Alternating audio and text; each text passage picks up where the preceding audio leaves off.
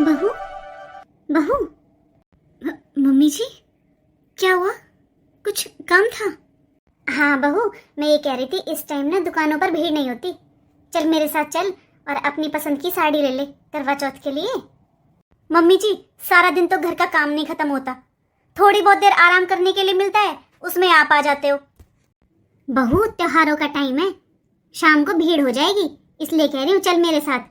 साड़ी भी देख ले और फिर सुनार की दुकान पर भी चलेंगे। अपने लिए पायल बिछुए जो ले वो ले लेना। मम्मी जी, अभी तो मैं कहीं नहीं जा रही हूँ, आप मुझे थोड़ी देर आराम करने दो, और जाते वक्त प्लीज आप गेट बंद कर देना। पर बहू, गेट बंद कर जाना मम्मी जी। खाली बैठे बाजारी नजर आते हैं इन्हें तो। काजल, बाहर चूड़ी वाला आया है, ले ये पहन कर देख तेरे साइज की ठीक है क्या? हाँ, ये मेरे साइज की है मम्मी जी, ठीक है साइज तो इनका।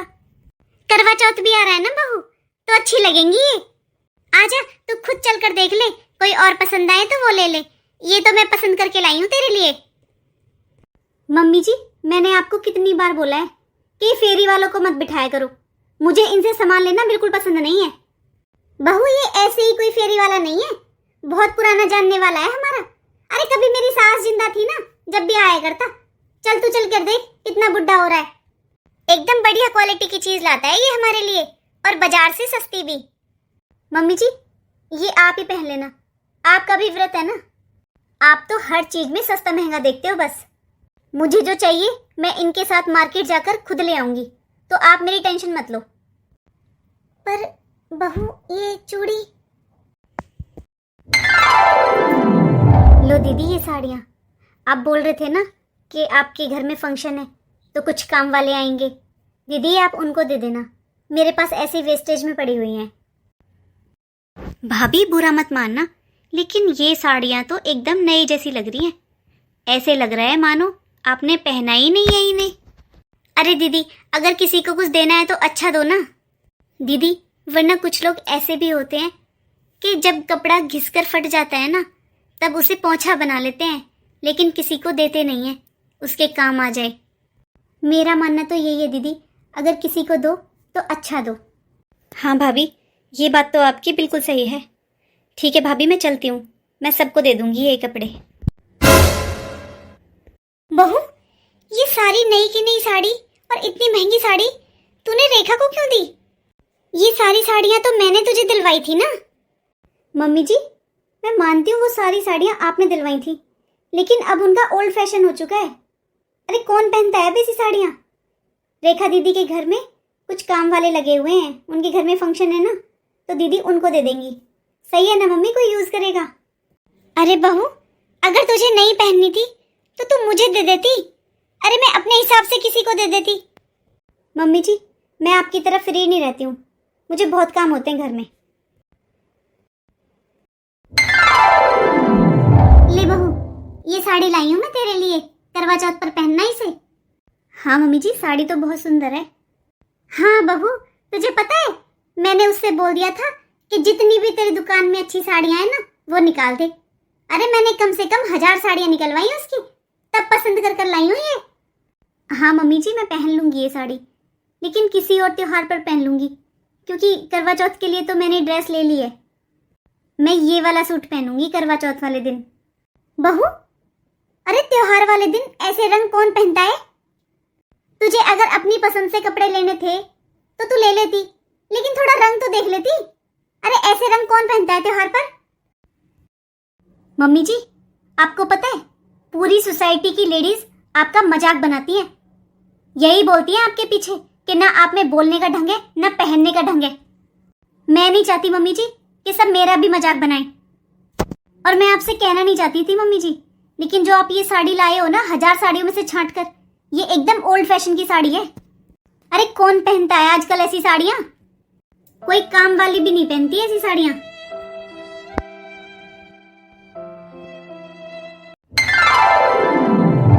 बहू। हाँ मम्मी जी, बोलो क्या हुआ? बहू, पूजा के यहाँ मेहंदी वाली आ रखी है, तू जल्दी जल्दी काम खत्म कर ले अपना।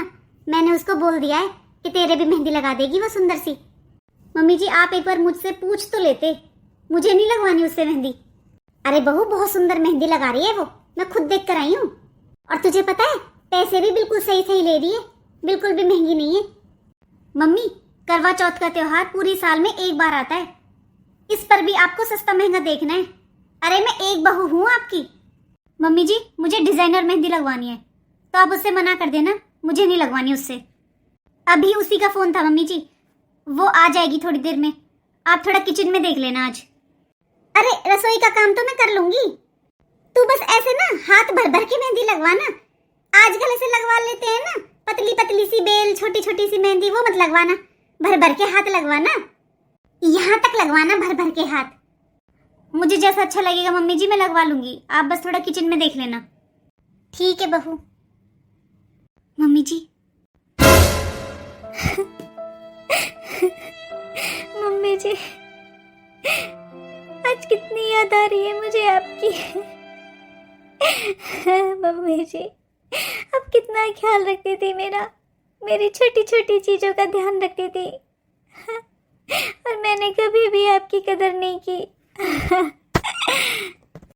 आज कोई मुझे रोकने टोकने वाला नहीं है, मैं अपनी मर्जी की मालिक हूँ, लेकिन मुझे अच्छा नहीं लग रहा है, मुझे अच्छा नहीं लग रहा। दीदी चूड़ी ले लो। दीदी त्योहार आ गया, अब तो चूड़ियां ले लो। चूड़ियां? चूड़ियां तो लेनी है भैया, आप ना 2 मिनट यहाँ पर बैठो, मैं अपनी सहेली को बुला कर लाती हूँ, उसको भी लेनी है चूड़ियां। हाँ दीदी ठीक है, मैं यहाँ पर बैठा हूँ, अब बुला लाओ। काजल, काजल, काजल, अरे कहाँ ध्यान है तेरा? तेरा मेन गेट भी खुला पड़ा है और कब से आवाज लगा रही हूँ मैं तुझे। अरे कुछ नहीं अंजलि, क्या हुआ, कुछ काम था? मैं तो तुझे बुलाने आई हूँ, आजा बाहर, चूड़ी बेचने वाले भैया बैठे हुए हैं, बहुत बड़ा सा बैग लिया हुआ है भैया ने चूड़ियों का। अच्छा है, मार्केट जाने की जरूरत नहीं पड़ेगी, घर पर ही शॉपिंग हो जाएगी चूड़ियों की। चल आजा, अब लेते हैं, कभी वो चले जाए भैया। अंजलि, मेरा मन नहीं है, एक काम कर तू ही ले ले। मन नहीं है? अरे मन से क्या मतलब होता है? क्या हो गया है तुझे इस बार? तू हर बार तो इतनी खुशी खुशी से चूड़ियां खरीदती है, और सबसे अच्छी सबसे महंगी चूड़ियां तेरी होती हैं। कहीं तुझे ये तो नहीं लग रहा है कि इन भैया पर चूड़ियां अच्छी नहीं होंगी? चलकर देख तो लेते हैं एक बारी, अच्छी नहीं होंगी तो मना कर देंगे।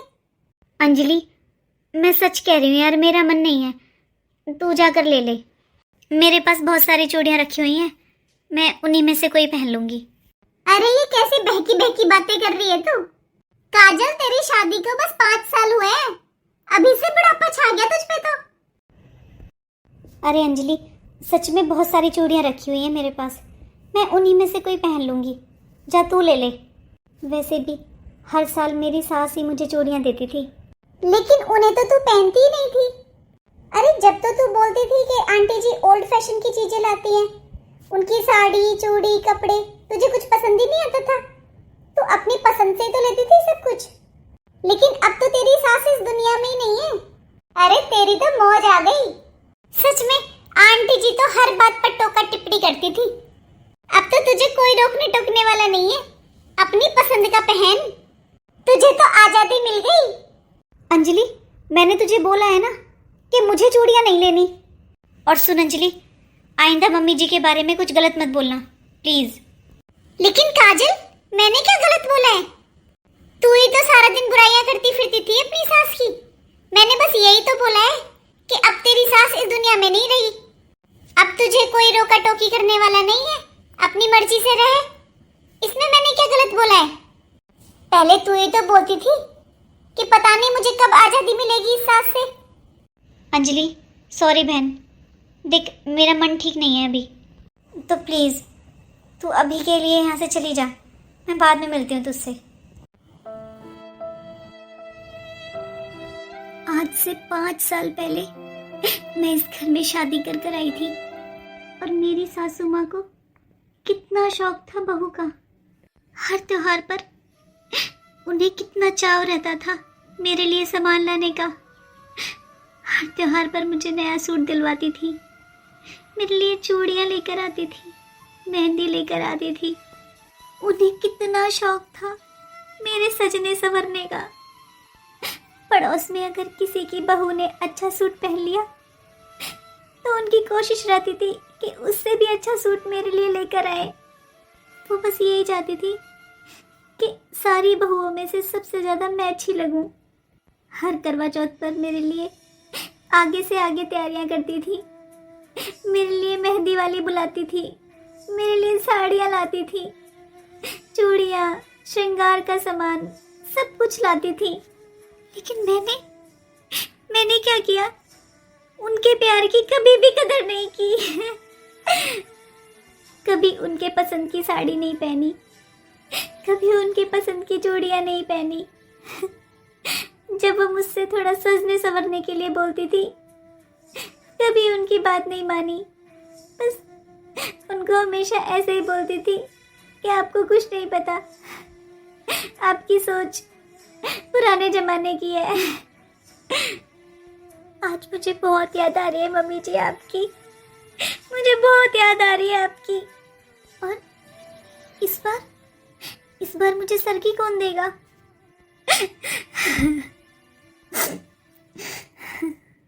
काजल, हाँ जी। अरे तुम्हें क्या हुआ काजल? कुछ नहीं। अच्छा, तो काजल आज मैंने ऑफिस से छुट्टी ली है, तुम रेडी हो जाओ जल्दी से। चलो मार्केट से तुम्हें जो लाना है ले आओ, फिर मुझे टाइम नहीं मिलेगा। जी वो मेरे पास सब कुछ है, मुझे कुछ नहीं लाना। अभी जब राखी पर मैं अपने घर गई थी तो वो कपड़े नए रखे हैं, मैंने पहने नहीं हैं, मैं वो पहन लूँगी। बाकी मेरे पास सब कुछ है, मुझे कुछ नहीं लाना, ना ही मुझे कहीं जाना है। क्या हुआ तुम्हें? तुम्हारी तबीयत तो ठीक है? अरे कैसी बातें कर रही हो तुम तो इतनी शॉपिंग करती हो करवा चौथ पर। काजल, कहीं तुम्हें माँ की याद तो नहीं आ रही है? अब कोई फायदा नहीं है उन्हें याद करके काजल, अब वो इस दुनिया में नहीं रही। काश तुमने उनके जीते जी कदर की होती काजल। मैं तुम्हें कितना समझाता था कि माँ तुम्हें बहुत प्यार करती है, तुम्हें बहुत पसंद करती है।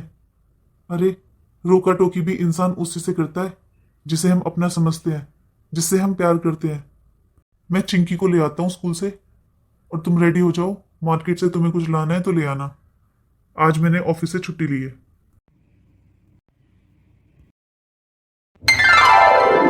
अरे काजल, तूने कल चूड़ी वाले को तो मना कर दिया था चूड़ी लेने के लिए।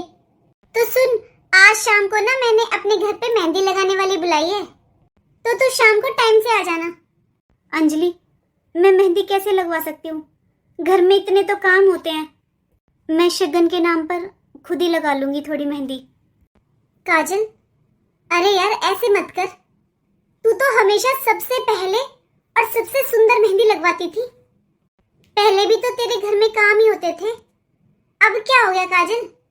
अंजलि, पहले भी घर में काम होता था, लेकिन सासू माँ ने मुझे कभी पता ही नहीं चलने दिया। उन्हें बस इसी बात से खुशी मिलती थी कि मैं भर भर कर हाथ मेहंदी लगवा रही हूँ। अरे मैंने कभी भी काम की टेंशन नहीं ली, वो सब कुछ खुद ही कर लेते थे। लेकिन सच में आज उनके बिना रहा नहीं जा रहा है।